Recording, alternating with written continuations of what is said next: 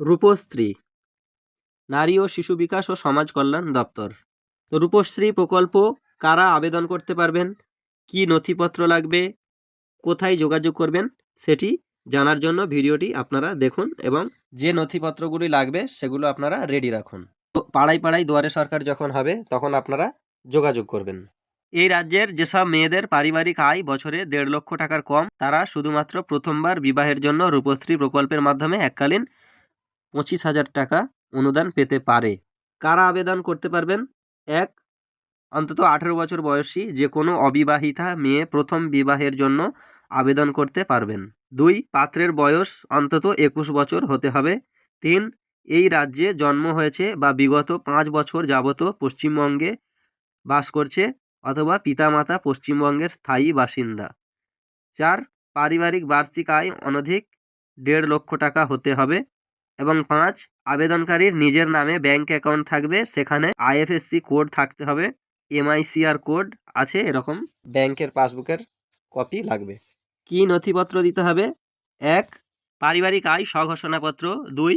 আবেদনকারীর বয়সের প্রমাণপত্র। 3. আবেদনকারীর বৈবাহিক অবস্থার স্বঘোষণাপত্র। 4. বসবাসের প্রমাণ স্বঘোষণাপত্র। 5. ব্যাংক পাসবইয়ের আইএফএসসি কোড, এমআইসিআর কোড সহ দরকারি তথ্য আছে সেই পৃষ্ঠার ফটোকপি। 6. আবেদনকারী ও পাত্রের রঙিন পাসপোর্ট সাইজের ছবি। 7. প্রস্তাবিত বিয়ের প্রমাণ, বিবাহের নিমন্ত্রণপত্র, ম্যারেজ রেজিস্ট্রেশন নোটিশ স্বঘোষণাপত্র। 8. প্রস্তাবিত পাত্রের বয়সের প্রমাণপত্র, প্রস্তাবিত পাত্রের জন্মের শংসাপত্রের ফটোকপি।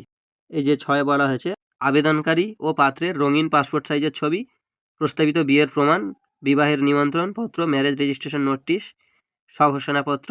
এবং 8 বলা হয়েছে প্রস্তাবিত পাত্রের বয়সের প্রমাণপত্র, প্রস্তাবিত পাত্রের জন্মের শংসাপত্রের photocopy, voter card, PAN card, মাধ্যমিকের অ্যাডমিট কার্ড, আধার কার্ড, প্রাথমিক বিদ্যালয় ছাড়ার শংসাপত্রের ফটোকপি।